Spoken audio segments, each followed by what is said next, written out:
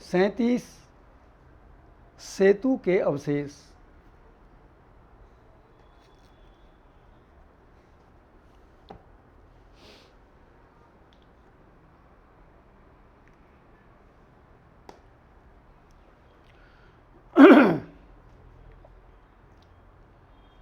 बंधुओं, भगवान राम के स्थलों की खोज में मेरे मन में एक बहुत बड़ी इच्छा थी कि कभी मैं उस सेतु के दर्शन कर सकूं, उसका पता पा सकूं, जो सेतु रामेश्वरम से लंका तक बना, वर्षों तक भटकता रहा। इसके लिए मैं गोरखपुर गया, कलकत्ता गया, घूमता रहा, लेकिन अवशेष नहीं मिला। वो मानचित्र नहीं मिला, वो फोटो नहीं मिला। तो मैं बड़ा निराश अनुभव कर रहा था। और सच पूछो तो मैं इसे भूल भी गया था कि ये काम भी करना है। लेकिन भगवान को जो काम जब करवाना हो तब करवा ही लेते हैं। जब शोध यात्रा में मैं रामेश्वरम जा रहा था तो उससे पहले 2 स्थान हैं, त्रिपुलानी आदि रामेश्वर और छेदुकरई, नहीं वो उसका नाम है, हाँ छेदुकरई, जहाँ सेतु के अवशेष बताए जाते हैं। मैं बहुत ध्यान से ये बात मेरी उतर गई थी कि सेतु के अवशेष देखे जा सकते हैं। मैं रामनाथपुरम में रुका और वहाँ के सामाजिक कार्यकर्ताओं ने मुझे बताया कि यहाँ सेतु के अवशेष देखे जा सकते हैं। मैंने पूछा कौन बताएगा, तो ये कोई नहीं बता पाया कि सेतु के अवशेष कौन बता सकता है। अंत में निर्णय हुआ कि मेरे साथ एक कार्यकर्ता लगाया जाए। तो एयरफोर्स के एक रिटायर्ड ऑफिसर मेरे साथ लगाए गए, जो मुझे सब जगह घुमाएंगे और भाषा की मतलब जो समस्या है उसका हल भी करेंगे, क्योंकि वो हिंदी तमिल दोनों ठीक से जानते थे। घूमते घूमते हम छेदुकरई गए। हमने पूछा छेदुकरई का अर्थ क्या है, तो बताया गया छेदु सेतु का अपभ्रंश है और करई तमिल शब्द है, करई माने कोना। अब मन में विश्वास आया कि यही कहीं ना कहीं छेदुकरई के पास ही सेतु के अवशेष मिलने चाहिए। बहुत लोगों से पूछा, कोई बता नहीं पाया कि कहाँ है। तभी अचानक ध्यान में आया कि मछुआरे जानते होंगे। मछुआरों से पूछा, कोई नहीं बताया।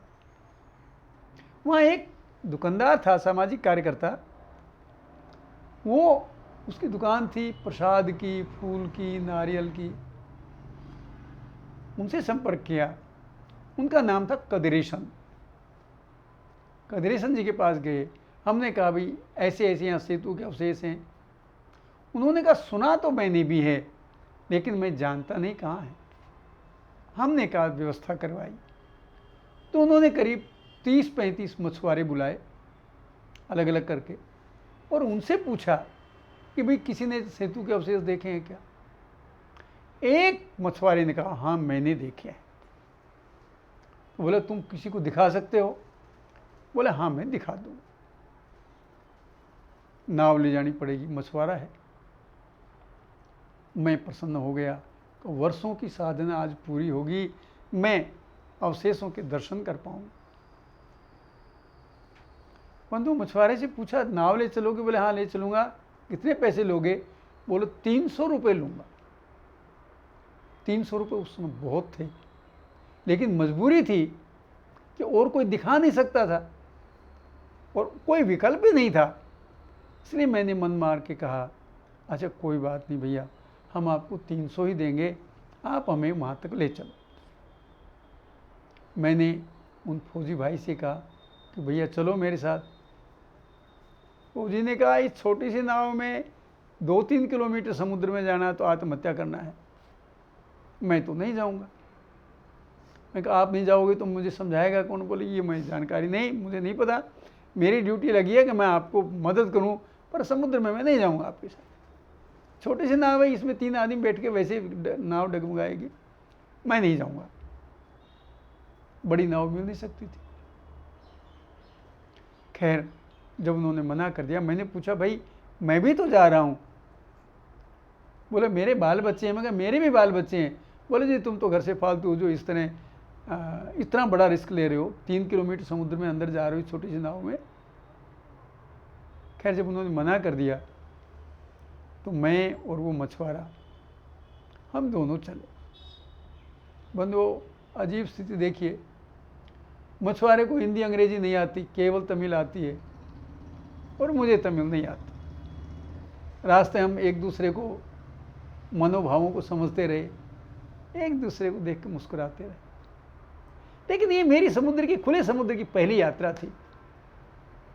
बड़ा आनंद आया। कभी आकाश को देख रहा था, कभी समुद्र को देख रहा था। दोनों कहाँ मिलते हैं वहाँ तक दृष्टि जाती थी। समुद्र का पानी भीतर जाओ तो बहुत निर्मल लगता है, एकदम साफ लगता है। जब नाव का चप्पू चलता था तो उसकी बूंदें उड़ उड़कर मेरे चेहरे पर, मेरे शरीर पर गिरती थी, बहुत अच्छा लगता था। और मछलियां उसमें छोटी छोटी तैरती दिखती थी, रंग बिरंगी मछलियां, और हमारी नाव के आसपास चल रही थी। जीवन में पहला अनुभव था इस तरह समुद्र में जाना, मछलियों को देखना और इतना रिस्क लेना। लेकिन एक अजीब बात आई कि बहुत तेज धूप थी। उस धूप में शरीर जला जा रहा था। खैर जैसे तैसे हम वहाँ पहुँचे। मछुआरे ने एक जगह नाव रोकी और मेरे से इशारे से कहा ये सेतु के अवशेष। बंधुओं मुझे उस समय हनुमान जी का ध्यान आया कि जो हनुमान जी ने पहली बार सीता माँ के दर्शन किए तो मन में सोच रहे थे वाल्मीकि जी के अनुसार, अरे मैं कितना धन्य हूँ जिस सीता माँ को खोजने के लिए हजारों लाखों करोड़ों वानर ढूंढ रहे हैं। राम की प्यारी पत्नी, जनक की दुलारी, जिसको दुनिया खोज रही है, मैं पहला व्यक्ति हूं जो सीता माँ के दर्शन कर रहा हूं। अपने सौभाग्य को सराह रहे थे। बंधुओं उस समय मैं भी अपने सौभाग्य को सराह रहा था कि दुनिया में अरबों लोग हैं, मैं पहला व्यक्ति हूं जो इनके दर्शन इस तरह से करने आया हूं। बंधुओं नाव को चारों तरफ से घुमा घुमा कर उसके मैंने जी भरकर फोटो ली। फोटोग्राफी जैसी आती है वैसा किया, लेकिन मेरा मन संतुष्ट हो गया। अब अचानक मन में भाव आया कि कभी भगवान राम के, अंगद के, हनुमान जी के, सुग्रीव के, नल नील के, जामवंत के चरण इन पत्थरों पर पड़े होंगे तो मेरे लिए तो शिला पूज्य है, क्यों नहीं मैं उतर के इनको प्रणाम करूं। देखने में लग रहा था कि वो 4-4.5 फुट गहरा होगा, क्योंकि पानी में चीज ऊपर दिखाई देती, गहरी होती है लेकिन ऊपर दिखाई देती। बंधुओं मेरा मन हुआ कि मैं इन शिलाओं को प्रणाम करूं, और मुझे लगता था मैं पैर टिकाऊंगा, नाव से उतर के मेरा पैर टिक जाएगा इसमें। मैंने मछुआरे से पूछा, मैं कपड़े उतार के नीचे जाऊं? अब मछुआरे ने मेरे से ये नहीं पूछा कि मुझे तैरना भी आता है कि नहीं। बंधुओं अगर मुझे तैरना नहीं आता होता तो वहां हरिओम तत्सत हो जाता। मछुआरे ने कहा जाओ, लेकिन जब मैं उतरने लगा तो कपड़े निकालने तो रुको। मछुआरा समुद्र में उतरा और अपने दोनों कंधों पर नाव को संभाला। वो बात मेरी बाद में समझ में आई, क्योंकि छोटी सी नाव थी, अगर मैं उसके किनारे पे वजन रख देता तो नाव उलट जाती। इसलिए मछुआरे ने पहले उसको साधा। अब मुझे लगा मेरा पैर टिक जाएगा, लेकिन ये क्या, मैं तो नीचे चलता ही गया, चलता ही गया। मेरे मुंह में, नाक में, कान में, सब में समुद्र का खारी पानी भर गया। उस दिन मुझे समुद्र के खारीपन का एहसास भी हुआ। दूर से तो बहुत सुंदर लगता है, लेकिन कितना खारी जल है। खैर मेरा पैर टिका, पैर टिका के मैं ऊपर आया और मैंने अपना आप धन्य समझा। उसके बाद फिर मैंने प्राणायाम के माध्यम से सांस लिया, लंबा रोका। फिर पता नहीं कितनी देर तक मैं उस पुल पे चलता रहा, कितनी देर तक मैंने हाथों से छूता रहा, माथा टिकाता रहा उन अवशेषों पर। बंधुओं, सच पूछे तो मेरे जीवन में जो रोमांच के क्षण आए हैं, शायद ये सबसे महत्वपूर्ण क्षण उनमें से था। मैं कितना सौभाग्यशाली हूं, भगवान की कितनी कृपा है कि मैं उन पत्थरों पर पहले जाके पैर टिका सका, उनको माथा टिका सका। कभी आपको अवसर मिले तो आप भी जाइए, लेकिन अब दुर्भाग्य ये है कि वहाँ जाने की अनुमति नहीं है। अब सरकार ने समुद्र की भयंकरता को देखकर वहाँ जाने पर प्रतिबंध लगा दिया है। खैर, जब कभी मौका मिले, जहाँ भी मिले, जैसे भी मिले, उन अवशेषों को बंधुओं मस्तक जरूर नवाना। मुझे सौभाग्य मिला है, भगवान आप सबको भी ऐसा सौभाग्य दे। सीताराम।